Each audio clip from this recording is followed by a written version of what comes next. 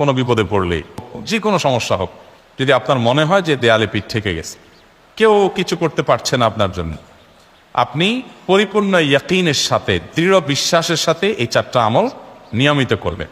ইনশাআল্লাহ গুলি মিস হতে পারে, আপনার দোয়া মিস হবে না। আমি এমন এক ভয়াবহ বিপদে আছি যা থেকে উত্তরণের কোনো পথ আমার সামনে খোলা নাই। এমন কোনো আমল শিখিয়ে দিবেন যে আমলের মাধ্যমে এই ভয়াবহ বিপদ থেকে আমি রক্ষা পেতে পারি। ভাইরা আমার, এই ধরনের প্রশ্ন আমাদের কাছে অহরহ আসে যে এমন বিপদে আছেন যে বিপদ থেকে আসলে রক্ষা পাওয়ার জন্য আপাত দৃষ্টিতে কোনো পথ উনি দু চোখে দেখতে পাচ্ছেন না, এক কথা দেয়ালে পিঠ ঠেকে গেছে। তো এইরকম পরিস্থিতিতেই একজন ইমানদার আল্লাহ রাব্বুল আলামিনের কাছে তার এই সমস্যাকে তুলে ধরবার জন্য কয়েকটা আমল আমরা বলতে পারি, যে আমলগুলোর মাধ্যমে আল্লাহ তাআলা ওই অসম্ভবকে তার জন্য সম্ভব করবেন ইনশাআল্লাহ। এবং এই আমলগুলোর চর্চা আমার জীবনে আমি করে দেখেছি, এগুলোর প্রয়োগ করে দেখেছি, আমলগুলো করে দেখেছি। আলহামদুলিল্লাহ, যেখানে মনে হয়েছে এই সমস্যা বাহ্যিকভাবে সমাধানযোগ্যই না, আল্লাহ তাআলা সেখানটাকে অলৌকিকভাবে সমাধান করেছেন। আমার জীবন বহুবার আমি দেখেছি। এরকম 4টা আমল আছে যেগুলো আমরা কোনো বিপদে পড়লে, নারী হোক, পুরুষ হোক, পারিবারিক হোক, আর্থিক হোক, বা নিরাপত্তা সংশ্লিষ্ট হোক, যে কোনো সমস্যা হোক, যদি আপনার মনে হয় যে দেয়ালে পিঠ ঠেকে গেছে, কেউ কিছু করতে পারছে না আপনার জন্য, আপনি পরিপূর্ণ ইয়াকিনের সাথে, দৃঢ় বিশ্বাসের সাথে এই 4টা আমল নিয়মিত করবেন। এবং আমি বহু মানুষকে পার্সোনালি এটার পরামর্শ দিয়েছি, ওনারা আমল করেছেন, আমল করে উপকৃত হয়েছেন। এরকম বহু মানুষ আছেন, বৃদ্ধ মানুষ, বাবা ক্যান্সারে আক্রান্ত হয়েছেন অনেক দেরিতে, আল্লাহ তাআলা অলৌকিকভাবে সাহায্য করেছেন। হ্যাঁ, কখনো যদি আল্লাহ তাআলা এই আমলগুলো করার পরও আমার বিপদ দূর না করেন, তাহলে হয় আমার আমলের মধ্যে কোনো ত্রুটি ছিল, অথবা আমার এই বিপদ দূর না হওয়ার মধ্যে আমার জন্য কোনো কল্যাণ নিহিত ছিল। আল্লাহ তাআলা আমার দোয়া কবুল করে যে উপকার হতো তার চেয়ে বেটার কিছু হয়তো আমাকে দিবেন, এই ইয়াকিন একজন ইমানদারের থাকবে। সেই 4টা আমলের 1 নম্বর হলো ইস্তিগফারের আমল। ইস্তিগফার, আপনি ফেসে গেছেন কোনো জায়গা, কোনো উপায় পাচ্ছেন না, আপনি ইস্তিগফার করতে থাকেন। আস্তাগফিরুল্লাহ ওয়া আতুবু ইলাইহি, আস্তাগফিরুল্লাহ ওয়া আতুবু ইলাইহি, আস্তাগফিরুল্লাহ ওয়া আতুবু ইলাইহি, আস্তাগফিরুল্লাহ, আস্তাগফিরুল্লাহ, আস্তাগফিরুল্লাহ আল্লাযী লা ইলাহা ইল্লা হুয়াল হাইয়ুল কাইয়্যুম ওয়া আতুবু ইলাইহি ওয়া লা হাওলা ওয়া লা কুওয়াতা ইল্লা বিল্লাহ। اللهم أنت ربي لا إله إلا أنت خلقتني وأنا عبدك وأنا على عهدك ووعدك ما استطعت أعوذ بك من شر ما صنعت أبوء لك بنعمتك علي وأبوء لك بذنبي فاغفر لي فإنه لا يغفر الذنوب إلا أنت সাইয়্যিদুল ইস্তিগফার। এভাবে যে কোনো ইস্তিগফার পড়তে থাকেন, আপনি বেশি বেশি করে আল্লাহর কাছে ইস্তিগফার, ক্ষমা প্রার্থনা করতে থাকেন, খুব বেশি। আপনার 2 ঠোঁটে অনবরত আপনি চাইতে থাকেন আল্লাহর কাছে ক্ষমা। এই ইস্তিগফার সম্পর্কে নবী করিম সাল্লাল্লাহু আলাইহি ওয়াসাল্লাম বলেছেন, মান লাজিমাল ইস্তিগফার, যে ব্যক্তি ইস্তিগফারকে আঁকড়ে ধরবে, আঁকড়ে ধরা মানে কি, এটা ছাড়বে না, সে করতেই থাকবে অনবরত। টয়লেটে যাওয়ার সময়টা, ঘুমের সময়টা, খাওয়ার সময়টা বাদে, অবসর নামাজের সময়টা বাদে, সারাক্ষণ সে ইস্তিগফার করবে। এরকম যদি কেউ করে, আল্লাহ রাব্বুল আলামিন জাআলাল্লাহু লাহু মিন কুল্লি হাম্মিন ফারাজা ওয়া মিন কুল্লি দীকিন মাখরাজা, সকল পেরেশানি থেকে, সকল টেনশন থেকে বের হওয়ার পথ আল্লাহ তাআলা অলৌকিকভাবে তার জন্য আবিষ্কার করে দিবেন। এবং আমি আমার জীবনে যেটা বলেছিলাম, বিস্তারিত বলতে চাই না, এরকম পরিস্থিতি আসছে যে চোখের সামনে কোনো আপাতত রক্ষার কোনো পথ আর খোলা নেই, এমন ভয়াবহ বিপদ। ইস্তিগফার করতে করতে এমনভাবে আল্লাহ তাআলা সাহায্য করেছেন যে এটা কল্পনা করলেও মনে হয় যে স্বপ্নের মতো। কিভাবে এখন এই লোক এই জায়গায় আসলো আমার সাহায্যের জন্য, এই লোক তো এটা এই জায়গায় আসার কথা না, ঠিক উনি এসে হাজির হয়ে গেলেন এবং উপকারটা, আমার সমাধানটা হয়ে গেল সমস্যা। তো আলহামদুলিল্লাহ, বহুবার আমি পরীক্ষা করেছি, আর আমার পরীক্ষার 2 পয়সার দাম নাই। হাদিসে বলা আছে, গ্যারান্টি দেওয়া আছে, আমার পরীক্ষা করলেই কি না করলেই। তাহলে একটা আমল হলো কি, ইস্তিগফার। সব সময়ের জন্য এটা কন্টিনিউয়াস করবেন, আর এমনি অবসর সময় ইস্তিগফার করবেন। আরবদের মধ্যে সৌন্দর্য আছে, তারা বিভিন্ন ডাক্তারের ওয়েটিং রুমে বা বিভিন্ন জায়গায় মানুষ যেখানে অপেক্ষা করে পাবলিক প্লেসগুলোতে লিখে রাখে ইস্তিগফার করুন, আপনার হাইওয়েগুলোর পাশে লেখা থাকে ইস্তিগফার করুন, এবং তারা আসলে একটু পরপর দেখা যায় ইস্তিগফার করে। ভালো মন্দ গুণ সবার মধ্যে আছে, তাদের এই ভালো গুণটা আছে, ইস্তিগফার বেশি বেশি করা। আমরা ইস্তিগফার সচরাচর এইভাবে অনবরত অবসর সময় করার অভ্যাস অনেকের মধ্যেই নাই, আমরা এটা চালু করবো ইনশাআল্লাহ। বিশেষ করে যখন কোনো সমস্যা হবে তখন ইস্তিগফার চলতে থাকবে মুখে অনবরত, ধীরে ধীরে মহব্বতের সাথে নিজেকে, নিজের পাপ অপরাধগুলোর কথা স্মরণ করে আল্লাহর কাছে মাফ চাইতে থাকবে, পেরেশানি দূর হবে ইনশাআল্লাহ। 1 নাম্বার 2, দুরুদ নবী করিম সাল্লাল্লাহু আলাইহি সাল্লামের প্রতি দুরূদ পাঠ করা, এটা যদি আপনি নিয়মিত করতে থাকেন মহব্বতের সাথে, আল্লাহুম্মা সাল্লি আলা মুহাম্মদ ওয়া আলা আলি মুহাম্মদ কামা সাল্লাইতা আলা ইব্রাহিম ওয়া আলা আলি ইব্রাহিম ইন্নাকা হামিদুম মাজিদ, আল্লাহুম্মা বারিক আলা মুহাম্মদ ওয়া আলা আলি মুহাম্মদ কামা বারাকতা আলা ইব্রাহিম ওয়া আলা আলি ইব্রাহিম ইন্নাকা হামিদুম মাজিদ। আপনি একবার ছোট দুরূদ যদি পড়েন সাল্লাল্লাহু আলাইহি ওয়াসাল্লাম, সাল্লাল্লাহু আলাইহি ওয়াসাল্লাম, আল্লাহুম্মা সাল্লি আলা মুহাম্মদ ওয়া আলা আলি মুহাম্মদ, শুধু এইটুকু পড়েন। জাযাল্লাহু আন্না মুহাম্মাদাম মা হুয়া আহলু, শুধু এইটুকু করেন। আপনি এভাবে যেই কোনো দুরূদ নবী করিম সাল্লাল্লাহু আলাইহি ওয়াসাল্লাম যদি পড়েন এবং করতে থাকে অনবরত, ইস্তিগফারের পাশাপাশি দুরূদের ক্ষেত্রে নবী করিম সাল্লাল্লাহু আলাইহি ওয়াসাল্লাম বলেছেন যে এইটা তোমার জন্য যথেষ্ট হয়ে যাবে। তুমি যদি আল্লাহর কাছে আর কোনো দোয়া করতে না পারো, শুধু দুরূদটা পড়ো, তোমার সব পেয়ে যাবে, কিচ্ছু লাগবে না। এক সাহাবী বলছেন, রাসূলুল্লাহ আমার দোয়ার মধ্যে দুরূদ কত পার্সেন্ট রাখবো? আমি তো আমার অনেক কিছু আল্লাহর কাছে চাইবো, দুরূদ মানে তো নবীজির জন্য দোয়া, মানে আমার জন্য তো আমি দোয়া করবো, আপনার জন্য দোয়া কত পার্সেন্ট করবো? 1/3, 1/4, তারপরে হাফ, এবার বিভিন্ন পার্সেন্টেজ বলছিলেন তিনি।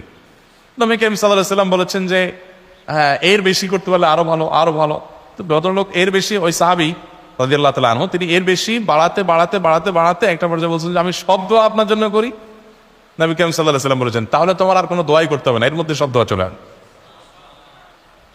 কারণ আপনি যদি বলেন আল্লাহ আপনার নবীর প্রতি আপনি রহমত নাজিল করেন, আপনার নবীর প্রতি আপনি শান্তি নাজিল করেন, আপনি যেটা দোয়া করেন, তো আল্লাহকে আল্লাহর নবীর প্রতি আপনি রহমত নাজিল করতে বললে আল্লাহ তাআলা আপনার প্রতি রহমত নাজিল করবেন কি করবেন? আপনি কাউকে খুশি করতে চান, কার কাছ থেকে কিছু আদায় করতে চান, তার ছেলেটারে যদি হাদিয়া তোহফা দেন, আদর যত্ন করেন, তো বাই ডিফল্ট অটোমেটিকলি ওই লোকের সিম্পেথি আপনার দিকে আসবে কি আসবে না? চোখ বন্ধ করে আসবে। তো আল্লাহর নবীর জন্য যখন আপনি দোয়া করবেন, তখন আল্লাহ তাআলা আপনার মধ্যে রহমত নাজিল করবেন, এটা নবী সাল্লাল্লাহু আলাইহি ওয়াসাল্লামের ওয়াদা। যে কোনো পেরেশানি, তিনি আরো বলেছেন যদি কেউ দুরূদের আমল করে নিয়মিত, আল্লাহ রাব্বুল আলামিন তার সকল পেরেশানির জন্য যথেষ্ট করে দিবেন, এই আমলটাকে সবগুলো দূর করার জন্য যথেষ্ট হয়ে যাবে। এই দুরূদের আমলটা আমি দেখেছি সুবহানাল্লাহ গুলির মতো কাজ করে। আজকের ঘটনা, এক ভদ্রলোক সকালে একটা টেলিভিশন চ্যানেলে, বেসরকারি চ্যানেলে প্রোগ্রাম শেষ করে নামছিলাম লিফটে, তো উপস্থাপক উনি বলছিলেন যে ভাই মানে দুরূদের আমল করে আমি কিছুদিন আগে একটা ইয়াতে মানে এমন একটা অবস্থা যে এইটা থেকে বের হওয়ার কোনো পথ আর নাই, শুরু করলাম দরুদ অনবরত, এরপরে আল্লাহ তাআলা আমাকে এমনভাবে উদ্ধার করলেন আমি কল্পনা করতে পারি। আলহামদুলিল্লাহ এই আমলগুলো করে অনেক ভাইরা আমাকে অভিজ্ঞতা জানাইছে যে আলহামদুলিল্লাহ তাদের অভিজ্ঞতা হলো শিক্ষা। ওই যে বললাম, কখনো যদি আল্লাহ তাআলা আপনার দোয়া কবুল না করেন, তাহলে হয় আমার ত্রুটি আছে, আর না হলে আমার জন্য আল্লাহ তাআলা এর চেয়ে বেটার কিছু রেখেছেন, আমি সেই ইয়াকিন রাখবো ইনশাআল্লাহ। আর এই দোয়াতে সমাধান হবেই হবে, সে বিশ্বাস থাকতে হবে। নবী করিম সাল্লাল্লাহু আলাইহি ওয়াসাল্লাম বলেছেন, হাদিসে কুদসিতে আল্লাহ বলেছেন আনা ইনদা যান্নি আবদি বি, বান্দা আমার প্রতি যেমন ধারণা করে আমি তেমন আচরণ করি। এখন আপনি যদি চিন্তা করেন করে দেখি হয় কিনা, দেখি ট্রাই করি, তাহলে ওই আল্লাহ তাআলা বলবেন ঠিক আছে দেখতে থাক। আপনি যদি ইয়াকিন করেন যে না নবী করিম সাল্লাল্লাহু আলাইহি ওয়াসাল্লাম যে বলেছেন অতএব সেটা হবেই, আর আল্লাহ রাব্বুল আলামিনের কাছে আমি ওইভাবেই চাবো যে আল্লাহ দিবেনই, আমি নিয়েই ছাড়বো, ইনশাআল্লাহ গুলি মিস হতে পারে, আপনার দোয়া মিস হবে না। ওই ইয়াকিন, ওই ঈমান আমার মধ্যে আনতে হবে, চেষ্টা করবো তো ইনশাআল্লাহ। তাহলে দুইটা আমল হলো ইস্তিগফার আর দুরূদ। 3 নম্বর আরেকটা আমল হলো দোয়া ইউনুস। দোয়া ইউনুস, লা ইলাহা ইল্লা আন্ত সুবহানাক ইন্নী কুনতু মিনাজ জালিমিন। বেশি বেশি পড়তে থাকবেন, যখন বিপদে পড়বেন ইস্তিগফার আর দুরূদ পড়বেন সবচেয়ে বেশি, আর মাঝে মধ্যে দোয়া ইউনুস, লা ইলাহা ইল্লা আন্ত সুবহানাকা ইন্নী কুনতু মিনাজ জালিমিন। আল্লাহ সুবহানাহু ওয়া তাআলা কোরআনে কারীমে এই দোয়ার পরে বলেছেন ওয়া কাযালিকা নুনজিল মুমিনিন। এই দোয়া পাঠ করার মাধ্যমে ইউনুস আলাইহিস সালামকে পৃথিবীর ইতিহাসের সবচেয়ে অলৌকিক ঘটনা, সকল সায়েন্স, সকল আপনার বিজ্ঞানের তত্ত্ব সবগুলোকে আপনার সবগুলোর বিপরীতে বা সবগুলোকে আপনার ভুল প্রমাণ করে দিয়ে ওই জায়গাটার জন্য আল্লাহ তাআলা ইউনুস আলাইহিসকে মাছের পেটে ঢোকার পর সেখান থেকে আবার জীবিত রেখে বের করেছেন। অক্সিজেন অভাবে সেখানে এমনি মারা যাওয়ার কথা, আরো নানা কারণে মারা যাওয়ার কথা, তাই না? কিন্তু আল্লাহ তাআলা তাকে রক্ষা করেছেন, কারণ এই বিপদে পড়ার পর থেকে এটা পড়তেছিলেন, লা ইলাহা ইল্লা আনতা সুবহানাকা ইন্নী কুনতু মিনাজ জালিমিন। তো আল্লাহ তাআলা কোরআনে বলেছেন এটা ইউনুস, তার নবী ইউনুস আলাইহিস সালামকে আল্লাহ তাআলা এটার মাধ্যমে রক্ষা করেছেন, সেটা তার জন্য খাস না, এটা তার জন্য স্পেশাল না, বরং আল্লাহ বলেছেন ওয়া কাযালিকা নুনজিল মুমিনিন, এটা দিয়ে আমি তাকে রক্ষা করেছি, একইভাবে ঈমানদারদেরকেও এটার মাধ্যমে রক্ষা করব। এটা বড় অস্ত্র পেয়ে গেলাম। দোয়া ইউনুস বেশি বেশি একটু পড়বো ইনশাআল্লাহ, লা ইলাহা ইল্লা আনতা সুবহানাকা ইন্নী। আমার দেশে আবার দেখা যায় বিপদ হয়ে গেলে তখন হুজুর ভাড়া করে যে ভাই আপনারা সবাই মিলে এটা 1 লাখ বার পড়ে দেন, 100 লাখ বার পড়ে দেন, টাকা দিমো আপনারা পড়ে দেন। আপনারটা আপনি পড়বেন ভাই, হুজুরদের কাছে দোয়া চান সমস্যা নাই, আর হুজুরদেরকে হাঁটায়া টাকা দিবেন করে, এমনি টাকা দিবেন না দিয়া। আর এই দোয়া নিজে নিজে করতে থাকবেন।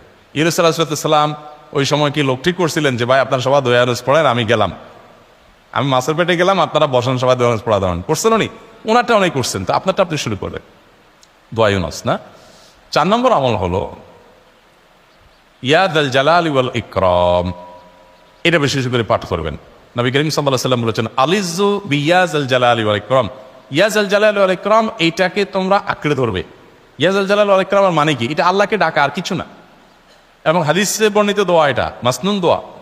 ইয়া যাল জালালি ওয়াল ইকরাম মানে হে মহা ক্ষমতার অধিকারী, প্রতাপশালী এবং সম্মানের মালিক।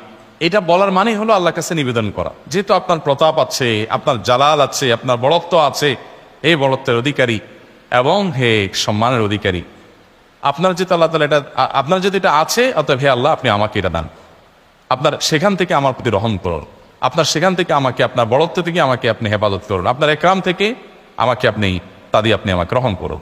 তো সেই দোয়া আল্লাহ তাআলার কাছে নিবেদন করতে পারি, ইয়া যাল জালালি ওয়াল ইকরাম। এর পাশাপাশি তাহাজ্জুদের নামাজ এবং যে কোনো নফল নামাজ। কারণ নবী সাল্লাল্লাহু আলাইহি সাল্লাম ইজা হাযাবাহু আমরুন সাল্লা, নবীজি সাল্লাল্লাহু আলাইহি সাল্লামের কোনো পেরেশানি শুরু হলে আগে ওযু করে 2 রাকাত নামাজ পড়তেন, ওযু করে 2 রাকাত নামাজ পড়তেন। আমাদের যখন পেটে ব্যথা শুরু হয়, আগে কার কথা মনে পড়ে?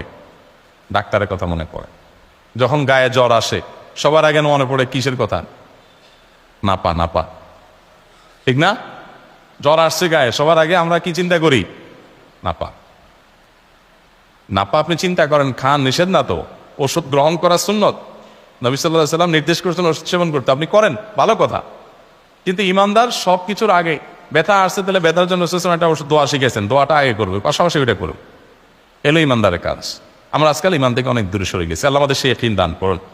তাহাজ্জুদের সময় দোয়া অনেক বেশি দোয়া কবুল হয়। তাহলে 4টা আমল ইনশাআল্লাহ আপনাকে এই ভয়াবহ বিপদ থেকে উদ্ধার করার জন্য সাহায্য করবে ইনশাআল্লাহ। সেই ইয়াকিন নিয়ে করবেন। সেই সাথে as-সাদাকা তারদুল বালা, দান সাদাকা করা, অন্যান্য যে আমলগুলো আছে টুকটাক, সেগুলোর সাথে সাথে চালান। বাকি এই 4টাকে বেসিক্যালি একটু জোরালোভাবে করতে থাকেন।